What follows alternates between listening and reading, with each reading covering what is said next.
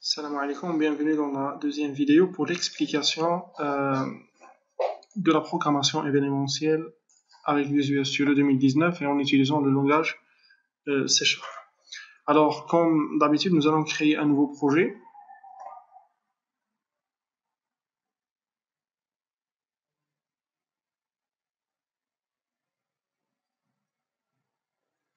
Je vais chercher Windows Form.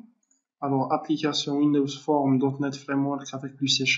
Vous devez vraiment vérifier cela, surtout pour les personnes qui ont installé l'installation complète avec VB, avec F#, avec C++. Ils doivent vraiment faire attention à C# et à .NET Framework pour ne pas utiliser .NET Framework Core. Alors, je ne vais pas changer le nom de l'application. Création, et comme d'habitude, le projet va nous créer un formulaire vide avec le name form 1. Mon objectif actuellement est tout simple. Alors, j'ai essayé de travailler avec la loupe. Ce que nous allons essayer maintenant de faire, c'est de connaître encore plus autres éléments qui nous aident à créer des interfaces graphiques. Et je vais réaliser un formulaire pour l'insertion des clients dans une liste, dans ce qu'on appelle Data Grid View.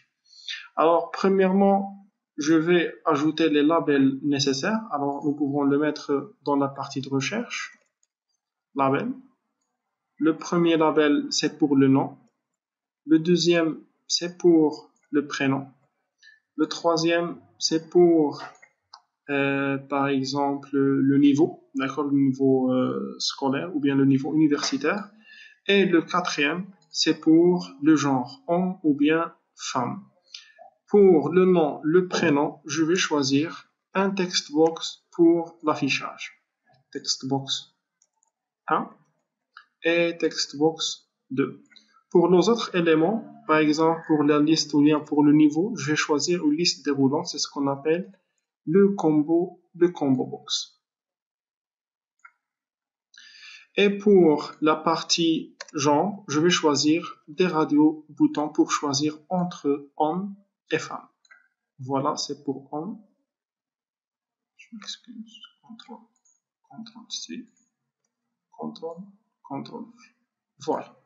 Alors maintenant, ce que nous allons faire, c'est que nous devons changer un petit peu le texte des éléments et les names pour les éléments que nous voulons par la suite récupérer afin de travailler avec. Car comme vous savez, si nous allons chercher le nom ou bien le name ou bien le nom de l'objet déclaré au sein du fichier designer, nous allons trouver que cette zone de texte s'appelle textbox 1, textbox 2, combo box 1, radio bouton 1, radio bouton 2, chose qui va nous compliquer le travail dans le bac, dans la partie codage, dans notre fichier, surtout si le formulaire est bien rempli avec des éléments ou bien des contrôles graphiques. Alors, je vais commencer par les labels. Propriété. Alors, propriété. Pour le premier label, je suis pas libre à changer son name ou non, car j'aimerais pas le récupérer par la suite. Alors, je vais aller directement vers texte et je vais changer label par nom. La même chose pour label 2. Alors, propriété, je vais essayer de l'épingler. Voilà. Alors, la même chose pour label 2, je vais écrire prénom avec 2 points. Pour label 3, je vais écrire niveau. Et pour label 4, je vais écrire genre.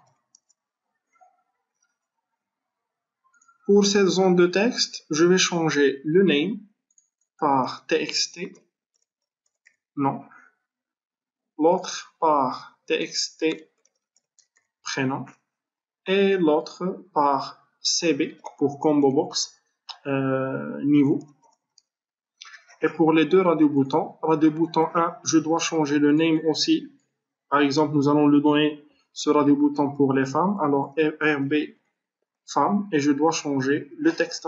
Maintenant, rien ne s'est changé au niveau de la présentation. Alors, je vais chercher texte. Pour changer texte, je m'excuse, je dois sélectionner radio bouton. Cherche texte, je vais le changer par femme. La même chose pour le radio-bouton. Je vais changer le name pour faciliter la récupération. Et le texte par la suite. Alors, RB, c'est pour homme. Et je vais aller vers l'attribut texte pour le changer par RB homme. Voilà. Ah, je m'excuse. Normalement, c'est homme. C'est ce qui va être affiché. Et voilà notre formulaire. Maintenant, j'ai besoin d'ajouter un bouton pour l'ajout. Alors, bouton.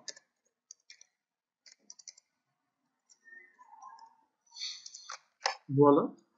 Alors, ce bouton est utilisé ou bien va être utilisé pour ajouter un élément dans une liste. Un client, par exemple. Alors, ajouter. Et vaut mieux aussi changer son name car c'est une source d'événements. Alors, btn ajouter. Et par la suite, le contrôle le plus nouveau et le plus utilisé au sein des interfaces graphiques, c'est le Data Grid View. C'est un tableau pour afficher les éléments. Alors là, avec le Data Grid View, nous avons deux choix.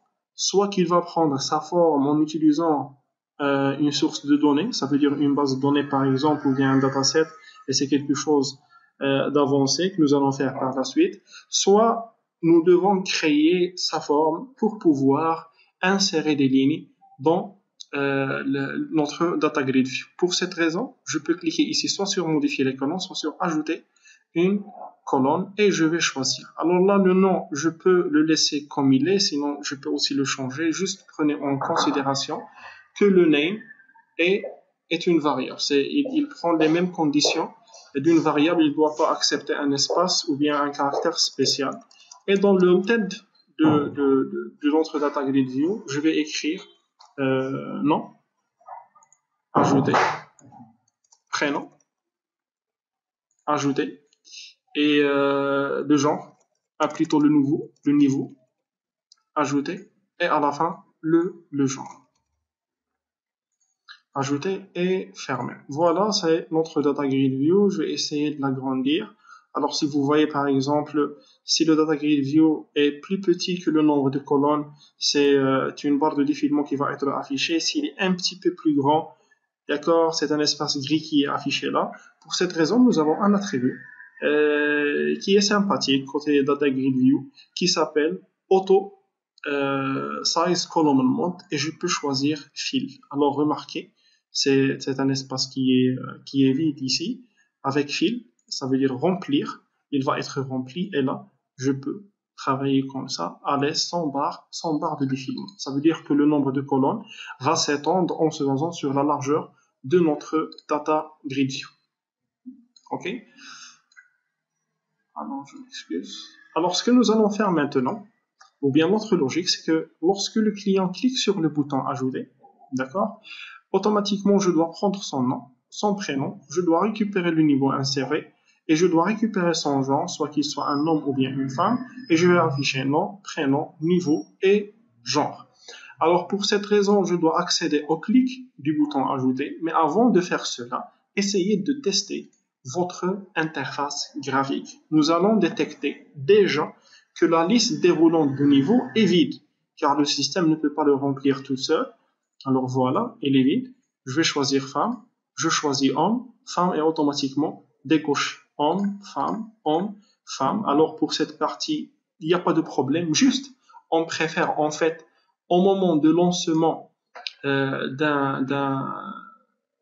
du formulaire, au moins un radio-bouton doit être coché et nous devons remplir la liste des niveaux. Alors pour cela, je vais cliquer sur le radio-bouton de femme et je vais chercher un attribut qui s'appelle check-in. Alors c'est en false et je vais le mettre en true, ça veut dire qu'il doit être coché au moment de lancement. Pour la liste des niveaux, il y a une petite flèche qui s'affiche plutôt au-dessus de notre combo box et nous allons cliquer sur modifier les éléments. Alors nous allons séparer entre les éléments par un entrée. Par exemple, bac plus 2, entrée, bac plus 3, entrée, bac plus 5 et OK. Nous allons démarrer notre application. Femme est automatiquement cochée.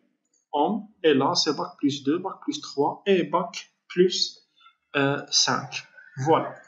Maintenant, nous allons commencer la programmation. Au moment du clic sur le bouton Ajouter, je dois récupérer la valeur saisie dans la zone de texte nom, aussi dans prénom, et aussi dans le niveau. Alors, pour les deux zones de texte, c'est bon, on connaît très bien comment le faire. C'est via txt-nom.text, txt prénom.text. Pour la liste déroulante, nous pouvons faire aussi la même chose. CV niveau, combo box niveau, son nom.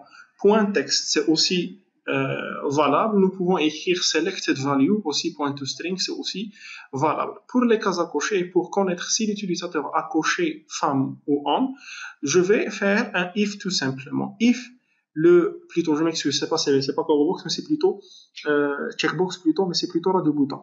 Alors, si le client clique sur RB, sur le bouton, et je teste que le RB femme.checked égale à true, je dois insérer une femme ici, sinon un homme. D'accord? Alors, généralement, je peux faire la première partie de récupération. Alors maintenant, je dois poser la question, est-ce que je peux insérer des lignes sous un data grid view? La réponse est simple. Vous pouvez aller poser la question à Google comment insérer, car généralement Google il comprend ce genre de questions, non pas par exemple poser à Google créer un formulaire pour ajouter le nom, prénom, niveau et genre dans un data grid. Mais il comprend si vous lui posez des questions qui sont directes, comment insérer une ligne dans un data grid view, il va vous répondre. Il y en a plusieurs façons. En fait, nous allons accéder à une collection qui s'appelle rows dans le data grid view, et par la suite nous allons appeler la fonction add pour pouvoir ajouter une ligne à la collection des lignes de ce data grid view. Juste la chose à respecter, c'est que le nombre des éléments insérés doivent être égal au nombre des colonnes insérées. Ajouter. Alors premièrement, nous allons essayer de récupérer le nom. txt nom.text. Nous allons essayer de récupérer le prénom. Reçoit txt prénom.text. Et nous allons essayer de récupérer le niveau. txt. Plutôt, je m'excuse, c'est cb. Combo box, niveau. Point text, c'est valable. Point selected item, c'est valable. Selected index, non. Vous allez sélectionner ou bien vous allez afficher l'indice sélectionné et comme vous voyez, il retourne un entier. Pour selected item, d'accord, il retourne un objet. Enfin, nous serons obligés d'appeler point to string. Sinon, selected text peut tout simplement nous récupérer le texte et retourne une chaîne de caractères. Alors pour moi, je peux tout simplement travailler avec texte et ça marchera très bien.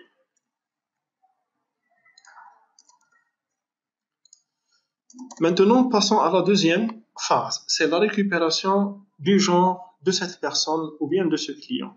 Pour cette raison, je vais essayer de créer une nouvelle variable qui s'appelle genre avec peut-être une affectation vide. Et par la suite, je vais écrire if rb radio bouton femme.checked égale à true. Bien sûr, lorsque nous sommes en train de tester avec true, nous pouvons tout simplement écrire comme ça if rb femme égale à checked. Alors s'il retourne true, je vais affecter à la variable genre la valeur femme. Else, je vais affecter la valeur homme. Point virgule. D'accord? C'est bon? Alors maintenant, j'ai pu récupérer les 4 informations nécessaires, son nom, son prénom, son niveau et son genre, si c'est une femme ou bien c'est un homme. Alors en fait, ce if peut être amélioré beaucoup plus en évitant le else, etc. Vous pouvez par exemple écrire ici femme. D'accord? Alors généralement, par défaut, c'est une femme car nous avons choisi que le radio bouton femme, c'est lui qui va être checked en premier lieu et je peux tout simplement écrire ici homme. Alors je vais prendre que femme c'est la valeur par défaut et si jamais homme est coché, je vais affecter la valeur homme et maintenant j'ai pas besoin de travailler avec le else. Alors si j'entre pas, ou bien si cette condition n'est pas validée, le genre va résider toujours, ou bien va garder la valeur femme. Sinon, je vais changer la valeur de la variable genre avec homme. Alors là, j'ai récupéré les quatre informations, nom, pronom, niveau et genre. Et il ne reste qu'à insérer ces quatre informations. Bien sûr, après leur récupération, vous pouvez faire ce que vous voulez.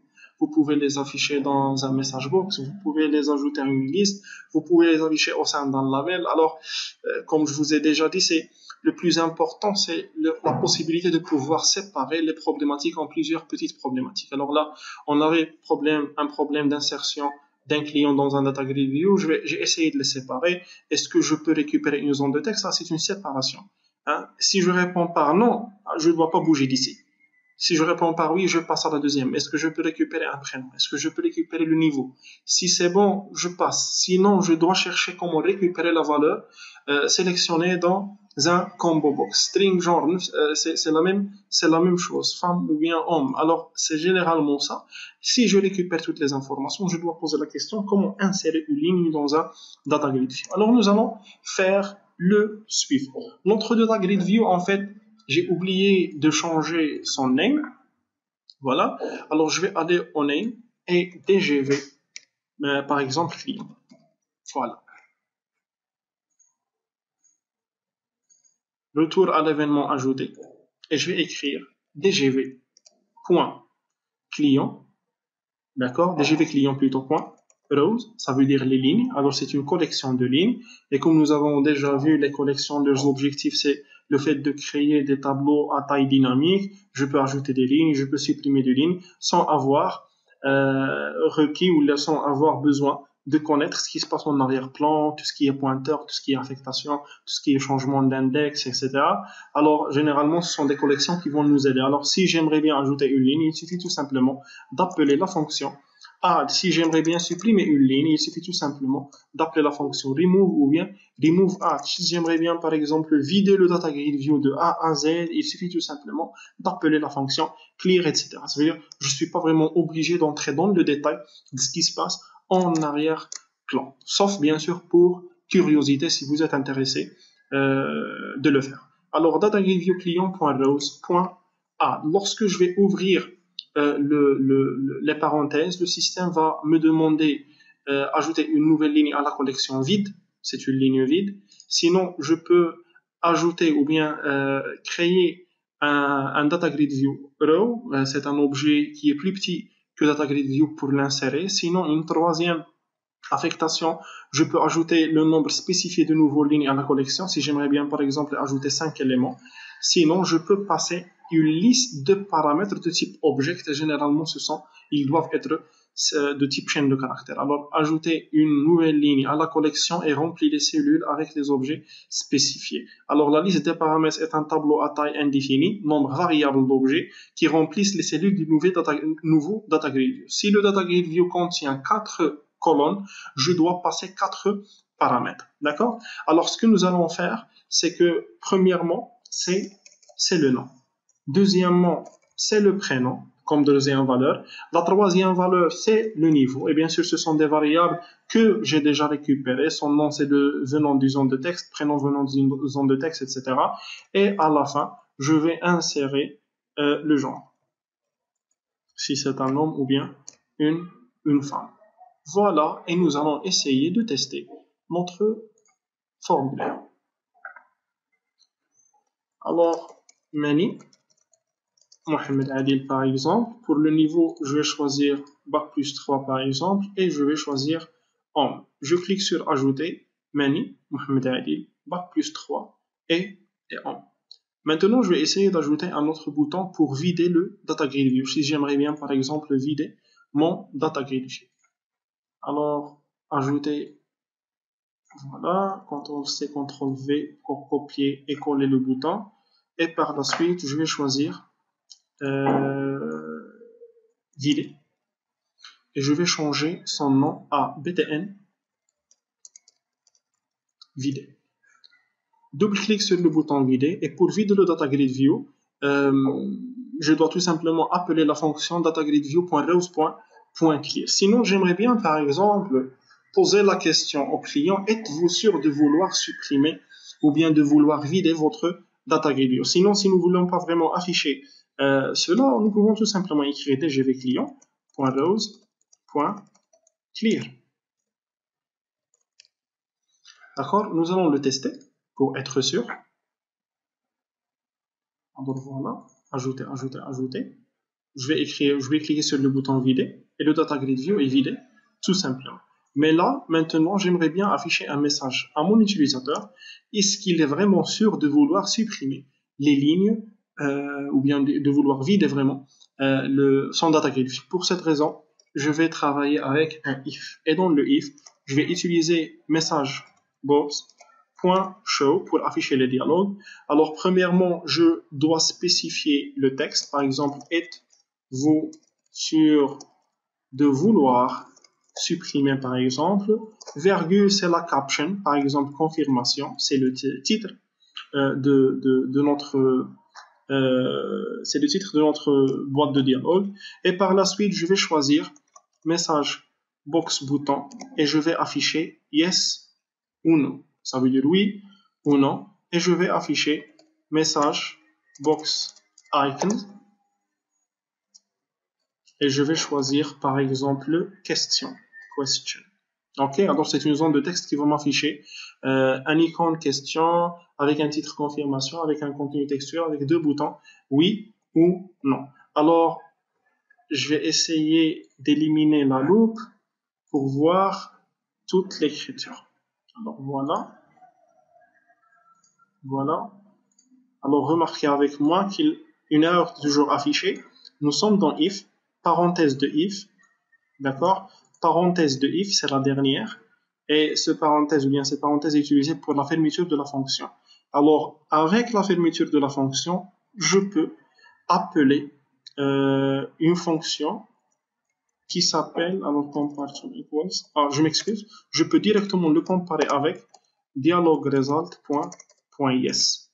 Alors, si le client clique sur le bouton oui, cette condition va être confirmée. Égal à, si MessageBox me retourne une valeur égale à dialogResult yes, je vais supprimer je vais vider ce data grid. Alors, nous allons utiliser les accolades, CTRL X, CTRL V. Nous allons démarrer notre application. Et voilà, ajouter. Je vais cliquer sur vider. Êtes-vous sûr de vouloir supprimer, etc. avec le deux boutons oui ou non avec l'icône. Alors je vais cliquer sur non. Rien ne s'est passé. Vider. Cette fois-ci, je vais cliquer sur oui. Et le tableau a été vidé. Nous allons essayer maintenant d'aller encore plus que ça et de choisir la ligne qui va être supprimée. Pour cette raison, je vais ajouter un autre bouton.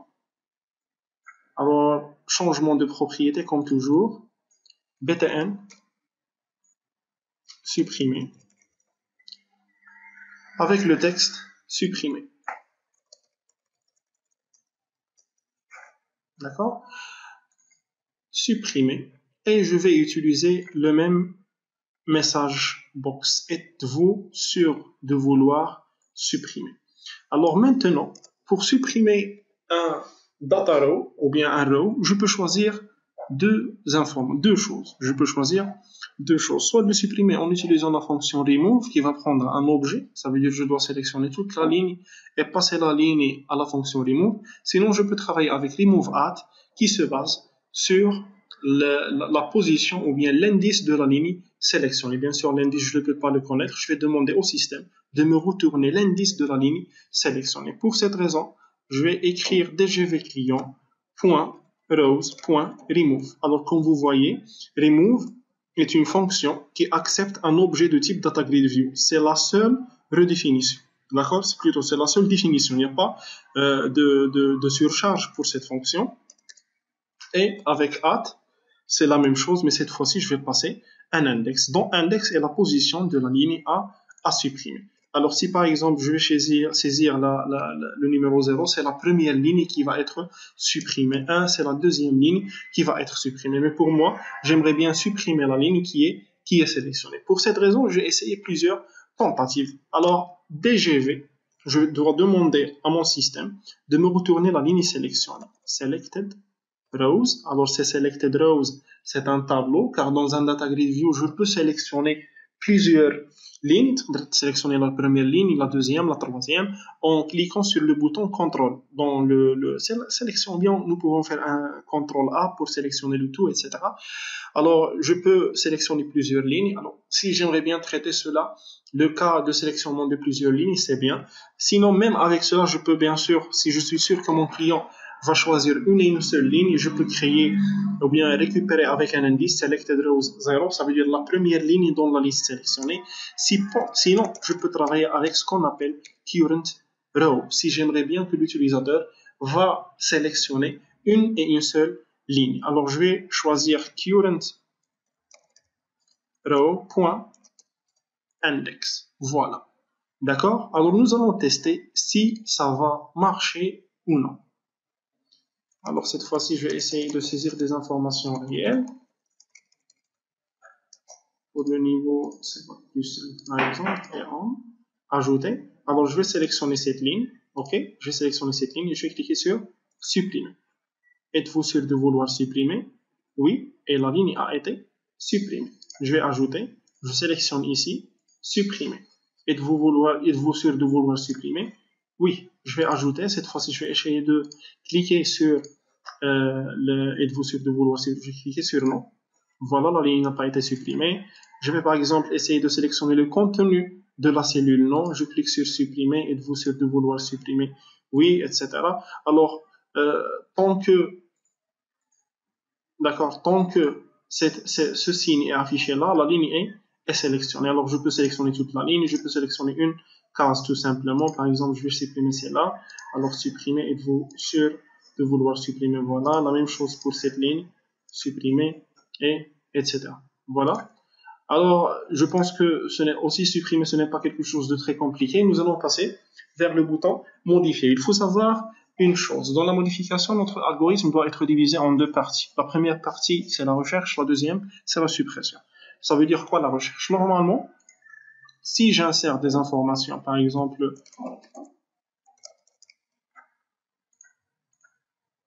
un client, et j'aimerais bien par la suite modifier ce client, avec bien sûr des zones de texte qui sont modifier ce client. Normalement, lorsque je sélectionne mon client, toutes ces informations doivent être affichées dans des zones de texte. C'est une recherche. Je vais faire une recherche pour afficher ces anciennes informations dans des zones de texte. C'est pas poli de laisser les zones de texte vides et de, par exemple, j'aimerais bien changer mon niveau, par exemple, et de laisser l'utilisateur saisir à la main les informations qui sont déjà correctes. D'accord? Ce n'est pas bien de le faire. Alors, je dois traiter deux événements. Le premier événement, c'est la sélection d'une ligne dans le data grid. Lorsque l'utilisateur sélectionne une ligne dans le data grid view, les informations affichées, nom, prénom, niveau et genre, doivent être affichées dans la partie zone de texte, liste déroulante et radio bouton. S'il clique sur modifier, les informations doivent être modifiées. Alors là, et pour la première fois, nous allons travailler avec un événement, d'accord, de Data Grid View. Pour cette raison, nous devons le tester en premier lieu. Alors, un double-clic sur le Data Grid View. L'événement s'appelle Cell Content Click. Alors, d'après son nom, c'est lorsque le client clique sur le contenu d'une cellule du Data Grid View. Nous allons essayer de le tester avec messagebox.show et avec un message Hello. Alors, si le message Hello est affiché, ça veut dire que l'événement de sélectionnement de ligne est correct. Alors, menu, par exemple, par plus 3, homme, ajouter. Alors, je vais essayer de sélectionner cette ligne avec la façon, voilà, c'est Hello. Sélectionner cette ligne ici, par cette partie, rien ne s'affiche. Sélectionner cette ligne, rien ne s'affiche. Alors, l'événement Hello, il est vraiment lié à le fait de cliquer sur une cellule bien précise. Pour cette raison, le client peut par exemple choisir de cliquer en utilisant cette partie ou bien aussi en utilisant les boutons de clavier.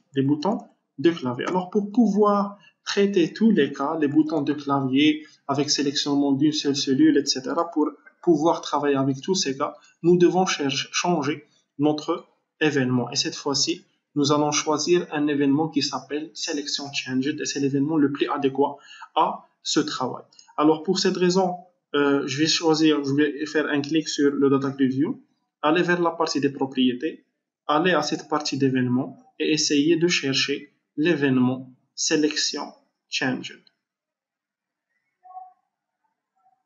Selection Changed, double-clic dans cette partie et un événement de Selection Changed va être affiché. Message box, .show, hello et tester si cet événement est l'événement adéquat pour notre travail.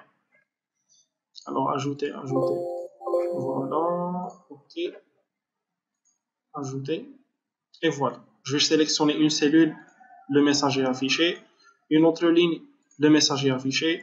Avec le clavier, le message est affiché et j'ai pu couvrir toutes les actions qu'un utilisateur peut faire. Je suis en train de respecter en fait mon utilisateur dans ce qu'on appelle UX, User Experience, et je suis en train de couvrir tous les cas et toutes les possibilités que mon utilisateur peut faire pour sélectionner ou bien changer le sélectionnement d'une ligne bien précise. Alors toute ma logique va être insérée dans cet événement. Maintenant, la question qui se pose est, est-ce que je peux récupérer les informations via un data grid? Est-ce que je peux récupérer le nom de ligne sélectionnée? Est-ce que je peux récupérer le prénom, le niveau? Et est-ce que je peux récupérer le genre déjà saisi dans une zone de texte? Alors, ce que nous allons faire, c'est tout simplement essayer de tenter. En fait, nous pouvons faire une recherche, bien sûr, sur Internet. Sinon, nous allons essayer de découvrir un petit peu les composants de notre row. Alors, nous avons déjà parlé que nous pouvons récupérer la ligne sélectionnée avec current row. Nous pouvons récupérer la ligne sélectionnée avec current row, d'accord, ou bien avec selected rows 0. Ce que nous allons faire, c'est string nom reçoit data grid view, ou plutôt DGV, c'est DGV client point current row point, c'est la ligne sélectionnée point cells. Alors chaque ligne contient des cellules, une autre liste de cellules, et le nom se trouve dans la cellule numéro 0. C'est le premier, c'est la première colonne point value point to string. D'accord. Alors la cellule c'est un objet complet. Je vais récupérer sa valeur. Sa valeur est de type objet. On est de l'affectation vers un string. C'est pour cette raison que je dois ajouter la fonction toString pour convertir la valeur d'objet vers chaîne de caractères. Et nous allons essayer si cette ligne est opérationnelle. Alors là, je serai obligé en fait de saisir deux clients avec deux noms différents. Voilà. Et je vais sélectionner la ligne LMI. LMI est toujours affichée. Normalement, lorsque je sélectionne la première ligne, mon nom doit être affiché dans la première zone de texte. Voilà. Alors, rien ne passe. La question est pourquoi? Ce que nous allons faire, en fait, la question oui, c'est pourquoi. Ce que nous allons faire maintenant, c'est que nous avons récupéré la valeur de la zone de la ligne sélectionnée de la première cellule dans une variable. D'accord? Alors, pour pouvoir l'afficher, je dois faire l'inverse. L'inverse de ce que nous avons fait dans le bouton ajouter. Je dois récupérer txt nom.text, c'est la zone de texte, ou bien le texte de la zone de texte txt nom qui doit recevoir la valeur sélectionnée. Et nous allons tenter aussi cette fois-ci si cela est opérationnel ou non. Alors, LMI est affiché. Je dois choisir Many et Many est affiché. LMI, Many. D'accord? Voilà, avec toutes les façons possibles, cela est opérationnel. La même chose avec le prénom. Alors, txt prénom. La même chose pour le combo box. Alors, en fait, ça, c'est la cellule 1. C'est la cellule 2. Pour le combo box, je dois tout simplement passer l'information à texte. Alors, c'est combo box niveau. Et pour la dernière partie, je dois tester si DataGridView client.currentRow.cellule 3 le genre du client, point value, point toString égale à femme, je dois cocher la cellule ou bien le ras du bouton femme. Sinon, je dois cocher le ras du bouton homme. Et nous pouvons bien sûr faire ce que nous avons fait dans la récupération ou bien dans l'événement ajouté, de prendre en considération que la femme va être cochée par défaut. Alors, radio bouton femme, point checked, reçoit true et testé qu'une seule fois. Alors, if le contenu data grid view avec la cellule 3, bien sûr, est égal à on, ce que nous allons faire, c'est, je m'excuse pour cela, ce que nous allons faire, en fait, c'est égal à égal, non, if, je m'excuse. Alors, if data grid view client qui est entré au cellule 3.value.toString est égal à on, ce que nous allons faire, c'est que nous allons cocher la cellule RB1. CTRL S. Alors, nous allons tester cette fois-ci.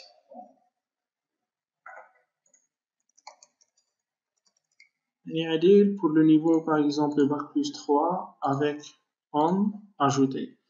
Par exemple, je sais pas, Fatima, par exemple, avec un bac plus 5, une femme ajoutée. Alors, pour l'insertion, c'est bon. Je sélectionne Alami Fatima, c'est Alami Fatima, bac plus 5, c'est une femme. Lorsque je sélectionne Mani Hadil, bac plus 3, c'est un homme. D'accord? Alors, j'ai fait la récupération, j'ai pu traiter la récupération dans l'événement, le sélection change de notre data grid view, et peut-être maintenant il ne reste que le fait de faire le contraire, de faire l'inverse. Maintenant, dans l'événement sélection changed, nous avons récupéré les informations du data grid view vers les zones de texte, et maintenant nous devons faire l'inverse. Nous devons prendre les informations, les nouvelles informations de zones de texte pour les afficher dans le data grid view. Ça veut dire si l'utilisateur, par exemple, décide de changer le prénom du premier client vers Mohamed, normalement, lorsqu'il clique sur le bouton modifier, Mohamed doit être affiché dans cet emplacement. Ça veut dire que je dois écraser l'information, l'ancienne information. Je dois faire l'inverse. Je dois prendre les informations de la zone de texte vers le data grid view. Nous allons passer vers le design et nous allons essayer d'ajouter le bouton. Alors, attribut, c'est modifié. Et là, nous pouvons changer son name, btn, modifié. Alors, si je clique sur modifier, je dois prendre les informations saisies ici et écraser les valeurs déjà existantes dans la ligne courante sélectionnée. Alors, je vais essayer de me baser un petit peu sur le contenu, bien ce que nous avons fait dans la partie d'ajout.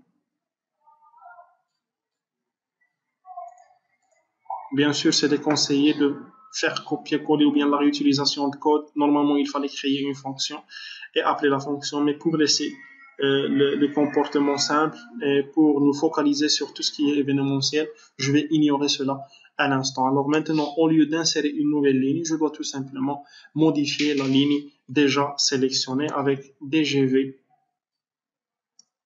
client.rows, plutôt je m'excuse, .current row, c'est la ligne courante, current row, point cells 0, point value, reçoit à l'inverse txt. Je m'excuse, normalement j'ai déjà créé des variables là, c'est non, la variable non. D'accord? Pour la deuxième, prénom. Pour la troisième, en fait, c'est la cellule 1. Pour la troisième, c'est la cellule 2. J'ai changé par le niveau. CTRL V. Je vais changer la cellule 4. La valeur de la cellule 4 de la ligne sélectionnée par genre. Et nous allons tester si ça marche. Alors voilà, le niveau bac plus 3 en ajouté. Et maintenant, Alami Fatima bac plus 5. c'est une femme et j'ajoute. Voilà, je vais sélectionner Alami Fatima, je vais sélectionner Mani et je vais essayer de changer le nom par Mohamed et cliquer sur modifier. Normalement, Mohamed doit être affiché dans cet emplacement. Modifier. Alors, une petite exception. L'index était hors limite, il ne doit pas être négatif, il doit être inférieur à la taille de la connexion. Alors, nous allons voir où. Ah, je m'excuse, normalement, il ne fallait pas saisir 4 car c'est hors l'index. Normalement, j'ai 4 cellules. La première cellule, son indice est 0. La deuxième, c'est 1. La troisième, c'est 2. Et la quatrième, c'est 3 et non pas 2. Et non pas 4. Démarrer. Alors bien sûr, comme vous remarquez, à chaque fois qu'on lance une application, nous devons saisir les informations. À l'instant, il n'y a pas de problème. Par la suite, lorsque nous allons travailler avec les bases de données, normalement, le data grid view doit être affiché, rempli au préalable. Sinon, même si nous allons bien avancer dans cette partie événementielle, à part la base de données, nous pouvons travailler sur ce qu'on appelle la sérialisation pour enregistrer à chaque fois que l'application se ferme, enregistrer le contenu de Data Grid View. La prochaine fois, lorsqu'on lance notre application, le Data Grid View s'affiche bien rempli. Cela s'appelle la sérialisation. C'est le fait de pouvoir enregistrer toute une collection ou bien tout un tableau dans en fait, tout un objet, avec n'importe quel type, une liste, un seul objet, dans un fichier XML ou bien dans un fichier JSON avec la méthode que vous désirez travailler avec. Alors, Mani Adil, pour le niveau, c'est Bac plus 3, homme, ajouter, Alami, Fatima, Bac plus 5, femme, ajouter, je vais choisir Mani Adil, je vais changer par Mohamed, je clique sur modifier et Mohamed est affiché là. Je choisis Bac plus 5 par exemple, modifier cela. Je peux par exemple aller chez l'Alami, changer par Bac plus 2, modifier, voilà. Maintenant la modification est opérationnelle, la suppression est opérationnelle, vider la zone de texte ou bien le data grid view est opérationnel et ajouter un nouveau client est opérationnel. Bien sûr, ce projet peut être extensible, nous pouvons ajouter des boutons de navigation, nous pouvons ajouter des boutons pour rechercher des éléments qui existent dans le Data Grid View, nous pouvons ajouter par exemple des éléments de pagination, par exemple nous sommes dans la première page ou bien nous sommes en train d'afficher le deuxième élément de deux éléments, autres éléments, etc. Enfin, le TP ou bien le projet est vraiment extensible. Juste, bien sûr, je vous invite d'essayer de travailler sur ce TP, mais le plus important peut-être c'est d'essayer d'étendre le projet avec ce que vous voulez. Par exemple, vous pouvez dire que voilà, les clients avec le genre homme vont être affichés avec la couleur bleue en arrière-plan, les autres avec femme doivent être affichés avec la couleur rouge en arrière-plan. Vous pouvez travailler par exemple sur des opérations qui vont vous aider à mieux comprendre et à mieux connaître toutes les compositions ou bien toutes les attributs ou bien les propriétés des éléments avec lesquels nous allons travailler durant tout ce semestre. Merci bien pour votre intérêt et pour votre suivi et à la prochaine, Inch'Allah.